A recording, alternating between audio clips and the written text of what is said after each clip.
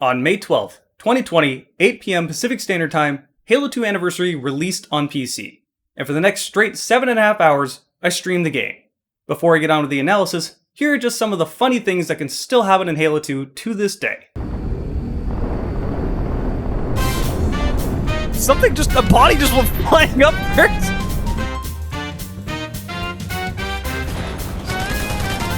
Oh my god. I think so. Oh, he just got yeeted! Oh god. Oh, there was another one. Fire in the hole. Why did I spawn here? What is this?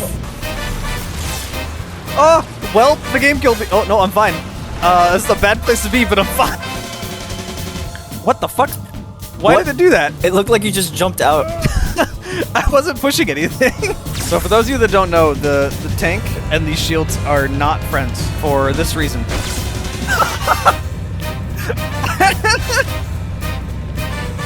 Goodbye, world. Look who I'm at. I died. Well, yeah, the flood just aren't. Oh, but you're not. What the fuck? Fear not, my brothers, secret icons. What?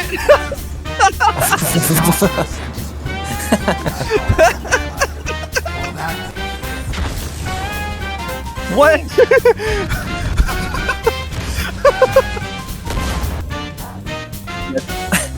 Oh, they stuck each other.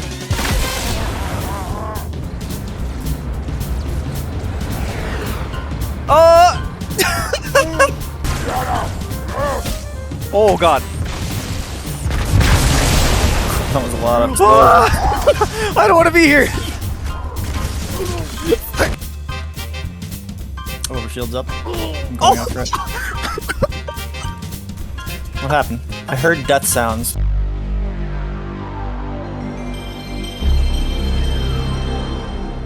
Hey everyone, Jarek here.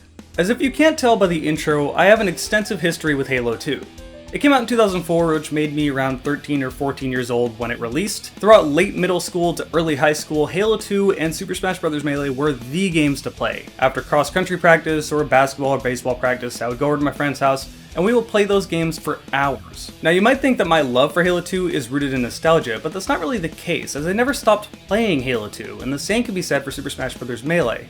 Sort of. I kinda went on to PM, but same basis. I believe that no matter how old or how young you are, whether you played Halo 2 or not before, you can play Halo 2 today and still find it to be one of the most fun shooter experiences you've ever had. Why? Well, because there's nothing else like Halo 2. Even the Halo games that came after don't quite feel like Halo 2 while still being Halo games, with the exception of Halo 4. And we won't talk about the Halo 5 campaign, but you get my point. These games are unique, and their gameplay mechanics still hold up. Although I will tell you that if you're 13 or 14 years old right now, cherish the time you have with the games you're playing when you're young, because I really wish I had footage of my friends playing Halo 2 and Melee back then. It's not necessarily the games I have nostalgic memories for, it's the experiences with my friends playing those games. But goddamn if Halo 2 isn't good, so let's talk about it. First things first, I am playing the new Halo 2 Anniversary port that just came out to PC, but I don't really want to talk about the port too much. There are a lot of other people that are more qualified to talk about this than I am, so I'll let them do that. I'll keep this short, so if you just want to hear about Halo 2, don't worry. Halo 2 Anniversary is so far the best Halo port we've gotten on PC. It's definitely a better port than what we got for Halo Reach and Halo Combat Evolved Anniversary. You can raise your resolution, you can raise your frame rate, you can raise your FOV, the mouse aim feels completely smooth and I didn't notice any mouse acceleration.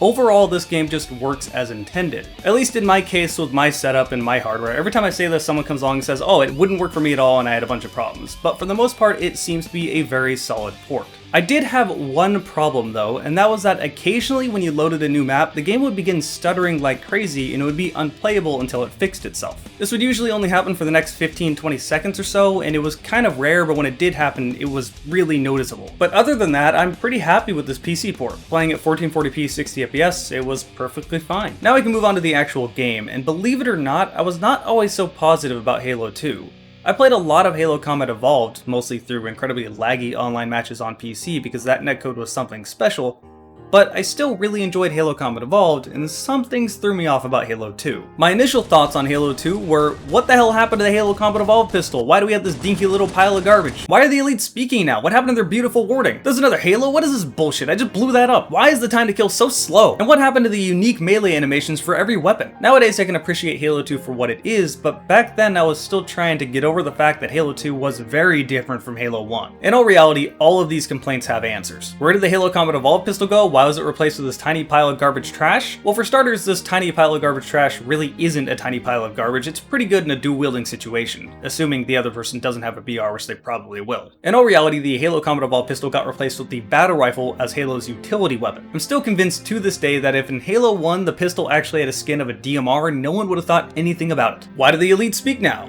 As much as I miss the odd charisma that the elites had in Halo 1, this was to add in a lot more depth to your antagonists in Halo 2.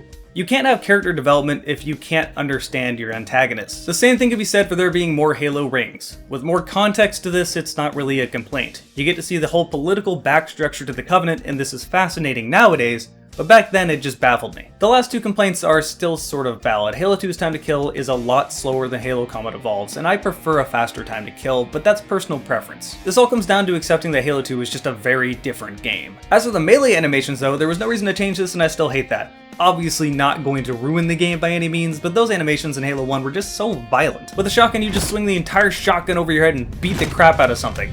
In Halo 2 you hit them with your forearm. Anywho, let's talk about Halo 2's story.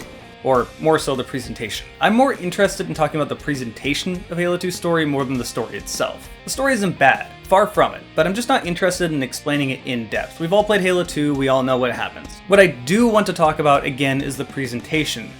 Halo 2 I think is the first game we could really consider a AAA title by today's standards. Microsoft put millions into this game. We had Hollywood level voice acting. What would you have your arbiter do? The cinematography and cutscenes could be put into art museums, and alongside of Marty O'Donnell with the musical score, we had bands like Incubus and Breaking Benjamin on the soundtrack. Halo Combat Evolved's success was a surprise to both Bungie and Microsoft. They didn't think it would end up being as big as it was, and they were throwing everything at Halo 2 to make it successful, and it worked. You cannot understand anything that's happening in these cutscenes and they will still keep your attention. On top of that, Halo 2 Anniversary redid their cutscenes entirely. Originally these were in-game cutscenes, but in Halo 2 Anniversary these are all beautiful CGI. These cutscenes really make me want a full production Halo movie, but they probably just fuck it up, so I don't know if I really want that or not. Regardless, look at these things. Do I need to say anything more? In a similar vein, Halo 2 Anniversary looks gorgeous, and just like Halo Combat Evolved Anniversary, if you want to see the old graphics at any time, you can press the tab button and see what it looked like 16 years ago. In Halo 2 Anniversary, this also goes back to the old music and the old audio, as they redid the music and audio for Halo 2 Anniversary. That's not to say Halo 2 looked bad when it came out. Halo 2 was arguably the best console-looking game in 2004. Unfortunately, in 2004, you also had to compete with Far Cry 1, Doom 3, and Half-Life 2, all of which look a lot better than Halo 2 did, but those also weren't stuck to consoles. But as of today, that was 16 years ago. For a 10-year anniversary, they decided to remake Halo 2, and they did it in arguably the best way possible. They built on top of the original engine so that it plays exactly like it used to. On top of that, people don't have the complaints that they had with Halo Combat Evolved Anniversary. Some people will say that the art style of Halo Combat Evolved Anniversary conflicts with what it used to look like. It ruined Bungie's vision.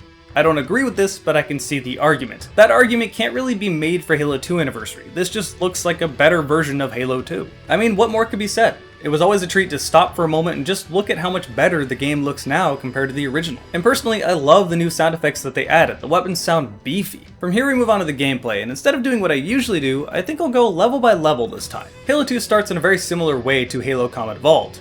Cairo Station, much like the Pillar of Autumn. It's a linear level going through, you guessed it, Cairo Station. You immediately get acquainted with the all-powerful battle rifle, and you better get used to this thing because you're going to use it a lot. Not that that's a bad thing. The Halo 2 battle rifle is arguably the most satisfying in the entire Halo franchise, although I think I would personally give that to the Halo CE Magnum. You also get to see Halo 2's brand new enemy for the first time, the Buggers. I actually remember seeing screenshots of these enemies and being incredibly excited before Halo 2 came out. And then I fought them.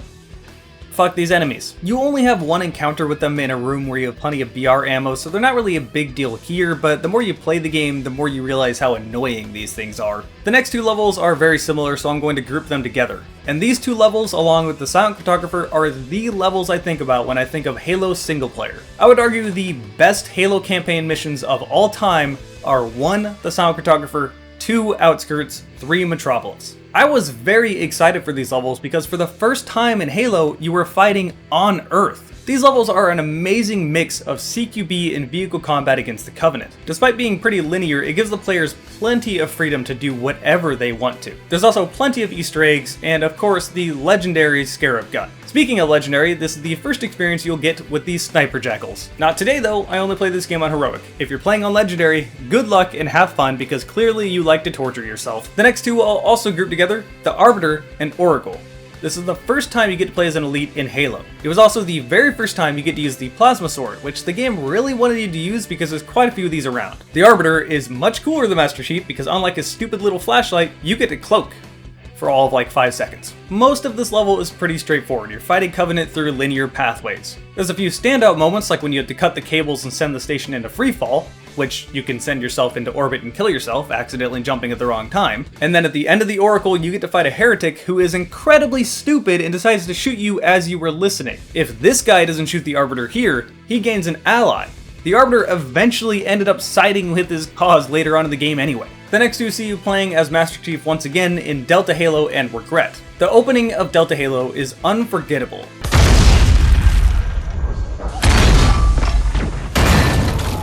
Possibly make any more noise?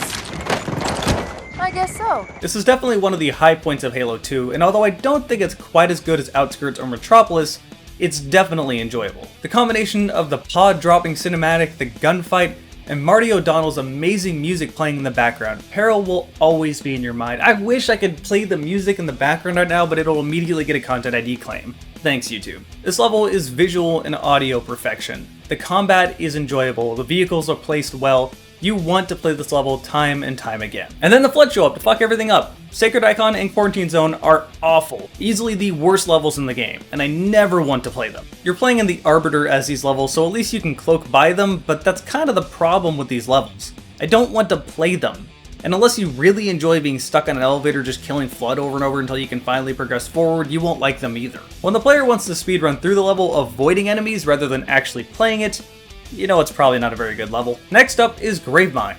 By the time I got done saying that, if you're playing on Legendary, you already died. If you're playing on Heroic, you're still struggling. Yeah, so the opening room of this level is not exactly very fair to the player. You're thrown into an open room without much cover with crappy weapons and a bunch of brutes all trying to kill you. But once you get through this room, you're fighting through High Charity, and it's quite enjoyable. You're mostly just fighting brutes as you try to free Marines, and this game managed to avoid the feeling that Halo Combat Evolved have by things being copy-paste the whole way through. Next up is Uprising. You're back to playing as the Arbiter during a civil war where you're fighting nothing but brutes. This level is fun, but it really highlights one of my problems. I hate brutes. Brutes aren't necessarily that enjoyable to fight. They're not like Flood annoying, but they're just bullet sponges that eventually get angry and run at you. I could forgive this if their visual design was more interesting than just a big ape. Seriously, you have jackals, grunts, elites, the prophets, all of these look like aliens.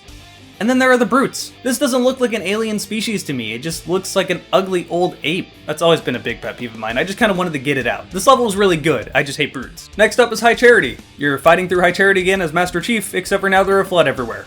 Joy. This is another low point of the campaign, but it's nowhere near as bad as Sacred Icon or Quarantine Zone. And the last level sees you playing as the Arbiter again for the Great Journey. The first half of it starts like Uprising where you're fighting through brutes as the Arbiter, and the second half sees you defending a Scarab as you go to unlock a door to fight Tartarus to stop him from activating the ring. You eventually confront Tartarus, Sergeant Johnson sucks at dodgeball, and you have a rather anticlimactic boss fight that just results in you running around sitting waiting for Sergeant Johnson to take down his shields and then killing Tartarus. Nonetheless, this boss battle could have been worse, and this is a very fitting final mission for the game, if it wasn't for this line. Sir, finishing this fight. We had to wait 3 years to finish the fight. 13 if you play on PC. Despite any negative I can come up with Halo 2, overall it is an incredibly solid single player campaign that is still fun all these years later. I've played it endless times. I still want to play it more. Oh, but we're not done yet because it's not a Halo video unless I talk about the massive multiplayer impact Halo 2 had. Before I do that, let me tell you some stats about this channel. I mentioned before that this channel is kind of a sausage party as far as viewership goes, but my female attendance has rose to almost 5%. It's an improvement. Also, I've mentioned that before about 75% of people that watch the channel aren't subscribed. That number is lowered to 66%, which is awesome. Keep subscribing, keep clicking that bell, it helps me a lot. Especially right now, YouTube revenue is down hardcore. A lot of people think that since everyone's at home, we're making more money, but that's not necessarily true. My views can go up, but my revenue can keep going down because without advertisers putting money into the system, there's no ads to click on, so I can't be making any money. So I need your help now more than ever. If you want to help me, my Twitch and Patreon are much more reliable ways. My Twitch is twitch.tv/Jared4GamingDragon. I stream there all the time. And my Patreon is patreon.com/Jared4. Anyway, the multiplayer. I sunk so many hundreds upon thousands of hours into Halo 2's multiplayer. Now, on the PC platform, we had been playing online multiplayer games for quite a while now, but for consoles, they were still catching up. Halo 2 effectively created console online multiplayer. The system Bungie made for Halo 2 matchmaking effectively went on to be the basis for all of Xbox Live. How many of you remember leaving your Halo 2 disc in your original Xbox just so you could see what your friends were doing, even if you weren't playing the game? Halo 2 was a phenomenon. Everyone played it. It was the height of online gaming. I cannot understate how big Halo 2's multiplayer was. I talk to people that will have opinions about Halo and they'll say Halo 5 sucks because it's just awful, but I can tell they're not into multiplayer, and I don't think they understand how big Halo's multiplayer is. You cannot have Halo without multiplayer. And Halo 2 ended up being the basis for all of Halo's multiplayer moving forward, with the exception of Halo 4. Sure, Halo 1 got the fundamentals down for how gunplay felt, but Halo 2 really changed things up. The two biggest changes from Halo 1 to Halo 2 was 1, time to kill, and 2, map design. Time to kill is pretty self-explanatory. You're going to play a lot safer with a faster time to kill than a slower time to kill. But the maps in Halo 2 had a theme. Generally, they had a few bases where power weapons would spawn, and it was all about map control and controlling these power weapons. For this reason, Halo 2 was one of the first MLG games along with Super Smash Bros. Melee. Halo was a mainstay throughout MLG's days. It has a legacy, and I really can't say enough about it. The funny thing is, I have a lot of complaints with Halo 2's multiplayer, mostly with how buggy it is, and especially with how overpowered the Halo 2 battle rifle is compared to the rest of the weapons sandbox. Seriously, people say the Halo Combat Evolved pistol is overpowered, but that's really not that true. Everything killed quickly in Halo 1, but in Halo 2, nothing could compete with this battle rifle. And it didn't make it any better that there were so many button combos you can do that allow you to kill even faster, and if you could do this, no one stood a chance. Yet despite how many problems Halo 2 had, it's still one of my favorite multiplayers. There's something about it that just feels so right. And that's without even mentioning all the extra game modes. SWAT really became an official game mode in Halo 2. I had been playing it for a long time in Halo 1, but Halo 2 is really where it took off. Or if you really wanted to, you could just play with your friends and do swords only or any silly stuff like that. Halo 2 is a perfect example of a game that is easy to pick up and difficult to master. The skill gap from an experienced player to even a mediocre player is massive. The skill ceiling is incredibly high. And this is what you need for a good multiplayer game. Halo 2 didn't have any unlocks, it didn't have any RPG elements, you couldn't grind to unlock attachments for your gun. Everything was given to you immediately right away, and people stayed because it was fucking good. But there was something else thrown in with Halo 2 Anniversary. Halo 2 Anniversary multiplayer, which is not the same as Halo 2 multiplayer. The best way I can describe Halo 2 Anniversary multiplayer is that it feels like Halo 4 modded to play like Halo 2. It's best to look at this as an entirely different game. If you come into this expecting this to be Halo 2 multiplayer but it's prettier, you'll be disappointed. The battle rifle feels very different. It feels like it shoots slower but is more accurate, and it feels nice in its own right, but it is no Halo 2 BR. It also runs an entirely different engine, so it feels like an alternate reality Halo 2. Again, look at it as its own separate multiplayer, away from Halo 2 multiplayer, and Halo 2 Anniversary has both, so you can enjoy both. I'm gonna stop myself from ranting here. I could go on and on about Halo 2. It's one of my favorite games of all time, and I hope if you haven't played it, first of all, what have you been doing? Give it a chance, go play it. Thank all of you guys for watching. Again, if you want to check me out on Twitch, my Twitch is twitch.tv/Jared4GamingDragon. If you subscribe, you get to see my videos ahead of time. Same thing for my Patreon, patreon.com/Jared4. Thank all of you guys for watching, and I'll see you next time.